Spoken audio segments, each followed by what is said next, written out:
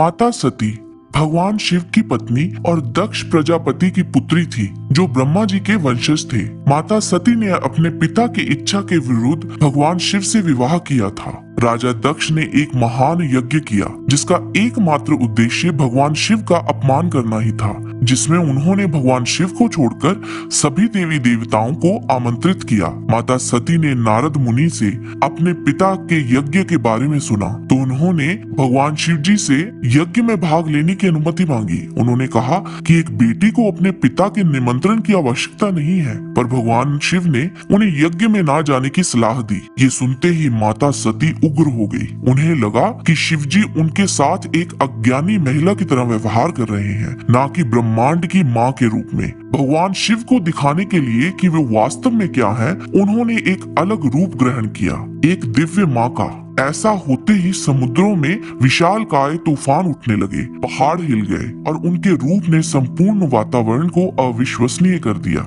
यह रूप देखकर भगवान शिव सन्न रह गए और स्थिति को देखकर वहां से जाने लगे, पर वो जिस भी दिशा में जाते, दिव्य माता उनका रास्ता रोक लेती। दिव्य माता अपने आप को 10 दिशाओं में अपने अलग अलग 10 रूपों में स्थापित कर उन दिशाओं की रक्षा कर रही थी, और असीमित शक्तियों के दाता उन 10 दिशाओं को लांघने में असमर्थ हो गए, क्योंकि माता ने वो मार्ग अवरुद्ध कर दिया था। दिव्य माँ के इन 10 रूपों को 10 महाविद्या के रूप में जाना जाता है। प्रत्येक रूप का अपना नाम, कहानी, गुण और मंत्र होते हैं। आप सबको हमारा नमस्कार। अगर आपने अभी तक हमारे चैनल को सब्सक्राइब नहीं किया है तो जल्दी से कर लें और बेल आइकन दबा दें, ताकि हमारे हर वीडियो की जानकारी आपको सबसे पहले मिले। 10 महाविद्याएं बुद्धिमता की देवियां हैं। इनको माँ काली का रूप माना जाता है, जो तत्कालीन महाविद्याओं में से पहली देवी है। काली। सबसे पहले माता सती ने माँ काली का रूप धारण किया। उनका वो रूप भयभीत करने वाला था। उनका रंग काला और केश खुले और उलझे हुए थे। उनकी आंखों में गहराई थी और भौहें तलवार की तरह प्रतीत हो रही थी। कपालों की माला धारण किए हुए उनकी गर्जना से 10 दिशाएं भयंकर ध्वनि से भर गई। माँ काली का उल्लेख और उनके कार्यों की रूपरेखा चंडी पाठ में दी गई है। इन्होंने ही चंड और मुंड का वध किया और रक्तबीज का रक्त पिया था। इनको कौशिकी भी कहा जाता है। शुंभ और शुंभ का वध करने वाली माँ काली 10 महाविद्याओं में पहले स्थान पर आती हैं। वो समय से परे हैं और अंधेरे को दूर कर हमें ज्ञान की रोशनी से भर देती हैं। तारा। श्री तारा महाविद्या इस सृष्टि की केंद्रीय सर्वोच्च नियामक और क्रिया रूपी 10 महाविद्या में से द्वितीय विद्या के रूप में सुसज्जित है।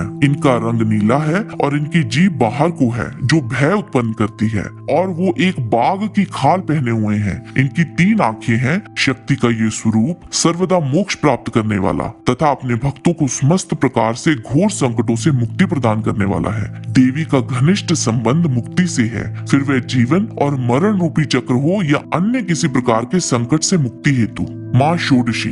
10 महाविद्या में माँ षोडशी भगवती का तीसरा स्वरूप है, जिन्हें त्रिपुर सुंदरी भी कहा गया है। भगवान सदाशिव की तरह माँ त्रिपुर सुंदरी के भी 4 दिशाओं में 4 और एक ऊपर की ओर मुख होने से इन्हें तंत्र शास्त्रों में पंचवक्त्र अर्थात 5 मुखों वाली कहा गया है। माँ 16 कलाओं से संपूर्ण है, इसीलिए इनका नाम षोडशी भी है। इन्हें तंत्र में श्री विद्या की अधिष्ठायक देवी और श्री यंत्र अर्थात श्री चक्र सामग्री के नाम से भी जाना जाता है। षोडशी साधना सुख के साथ साथ मुक्ति के लिए भी की जाती है। त्रिपुर सुंदरी साधना शरीर, मन और भावनाओं को नियंत्रण करने की शक्ति को प्रदान करती है। माँ भुवनेश्वरी। माँ भुवनेश्वरी चौथी महाविद्या है। भुवन का अर्थ है ब्रह्मांड और ईश्वरी का अर्थ है शासक, इसीलिए वे ब्रह्मांड की शासक है। वे राज राजेश्वरी के रूप में भी जानी जाती है और ब्रह्मांड की रक्षा करती है। वे कई पहलुओं में त्रिपुर सुंदरी से संबंधित है। माँ भुवनेश्वरी को आदि शक्ति के रूप में जाना जाता है, यानी शक्ति के शुरुआती रूपों में से एक। देवी भुवनेश्वरी के सगुण रूप को देवी पार्वती के रूप में जाना जाता है। देवी 3 नेत्रों से युक्त त्रिनेत्रा है। उन्होंने अपने मस्तक पर अर्ध चंद्रमा धारण किया हुआ है। 4 भुजाओं से युक्त देवी भुवनेश्वरी अपनी 2 भुजाओं में पाश तथा अंकुश धारण करती हैं और अन्य 2 भुजाओं में वर तथा अभय मुद्रा प्रदर्शित करती हैं। इन्होंने ही दुर्गमासुर नामक दैत्य का वध कर समस्त जगत को भय मुक्त किया था और इसी कारण वे देवी दुर्गा के नाम से प्रसिद्ध हुई, जो दुर्गम संकटों से अपने भक्तों को मुक्त करती हैं। ये शाकंभरी के नाम से भी प्रसिद्ध हैं। 10 महाविद्याओं में माँ भैरवी 5वां स्वरूप है। भैरवी देवी का एक क्रुद्ध और दिल दहला देने वाला रूप है जो प्रकृति में माँ काली से शायद ही अभिवाज्य है। देवी भैरवी भैरव के समान ही है जो भगवान शिव का एक उग्र रूप है जो सर्वनाश से जुड़ा हुआ है। देवी भैरवी को मुख्य रूप से दुर्गा सप्तशती में चंडी के रूप में देखा जाता है जो चंड और मुंड को मारती है। वह सभी भय से मुक्त है और हमें सभी भय से मुक्त कराती है। देवी भैरवी की साधना बुरी आत्माओं और शारीरिक कमजोरियों से छुटकारा पाने के लिए की जाती है। छिन्नमस्तिका 10 महाविद्या देवी का छठा स्वरूप है। उन्हें प्रचंड चंडिका के नाम से भी जाना जाता है। छिन्नमस्तिका देवी के हाथ में अपना ही कटा हुआ सिर है तथा दूसरे हाथ में कटार है। देवी छिन्नमस्ता की उत्पत्ति के बारे में कई कहानियां हैं और कई पुराणों में भी इनका अलग अलग उल्लेख है और उनकी माने तो देवी ने कोई बड़ा और महान कार्य पूरा करने के लिए ही ये रूप धरा था। उनके स्वरूप को हम देखें तो वह एक हाथ में खड्ग और दूसरे हाथ में मस्तक धारण किए हुए हैं। अपने कटे हुए स्कंद से रक्त की जो धाराएं निकलती हैं, उनमें से एक को वो स्वयं पीती हैं और अन्य 2 धाराएं वे अपनी वर्णनी और शाकिनी नाम की 2 गणों को तृप्त कर रही हैं। शिव शक्ति के विपरीत रति आलिंगन पर आप स्थित हैं। छिन्नमस्तिका साधना अपने क्रूर स्वभाव के कारण तांत्रिकों, योगियों और सब कुछ त्याग चुके महानुभावों तक ही सीमित है। आम लोगों के लिए इनकी उपासना खतरनाक है। हालांकि शत्रु का नाश करने के लिए छिन्नमस्तिका साधना की जाती है।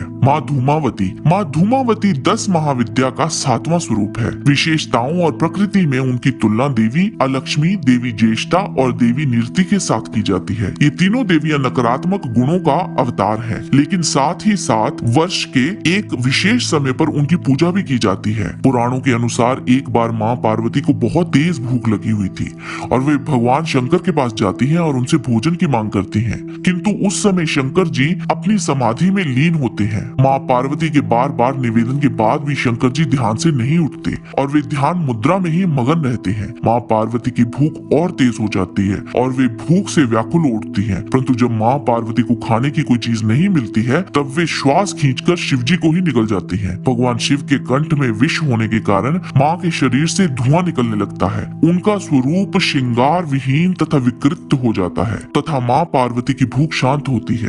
तत्पश्चात भगवान शिव माया के द्वारा माँ पार्वती के शरीर से बाहर आते हैं और पार्वती के धूम से व्याप्त स्वरूप को देखकर कहते हैं कि अब से आप इस वेश में भी पूजी जाएंगे। इसी कारण माँ पार्वती का नाम देवी धूमावती पड़ा। देवी धूमावती साधना अत्यधिक गरीबी से छुटकारा पाने के लिए की जाती है। शरीर को सभी प्रकार के रोगों से मुक्त करने के लिए भी उनकी पूजा की जाती है। माँ बगलामुखी 10 महाविद्याओं में 8वीं महाविद्या है और इनको स्तंभन शक्ति की देवी माना जाता है। सौराष्ट्र में प्रकट हुए महातूफान को शांत करने के लिए भगवान विष्णु ने तपस्या की थी और इसी तपस्या के फल स्वरूप माँ बगलामुखी का प्राकट्य हुआ था। माँ बगलामुखी को पीताम्बरा के नाम से भी जाना जाता है। पीताम्बरा अर्थात माँ का ऐसा स्वरूप जो पीत अर्थात पीला वस्त्रों से, पीत आभूषणों से, स्वर्ण आभूषणों से और पीत पुष्पों से सुसज्जित है। माँ के चेहरे पर स्वर्ण के समान आभा शोभायमान है। माँ बगलामुखी को पीला रंग बहुत प्रिय है। इनकी पूजा तंत्र की पूजा है, अतः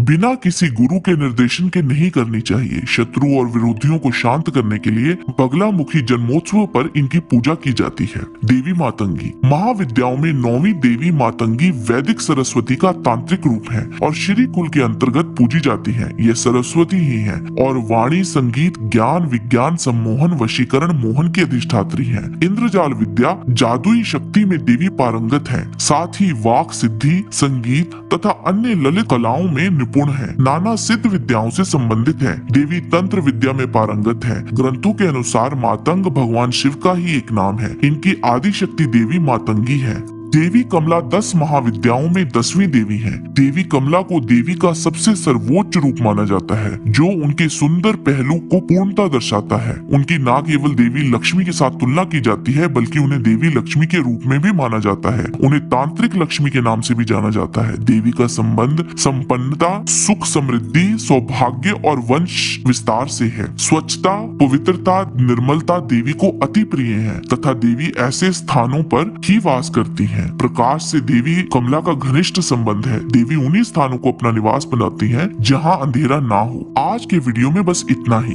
जाने से पहले लाइक बटन जरूर दबा दीजिए और वीडियो अच्छा लगा है तो शेयर कीजिए। आपसे फिर मिलते हैं एक नए रोचक वीडियो के साथ। तब तक के लिए आप सबको हमारी शुभकामना।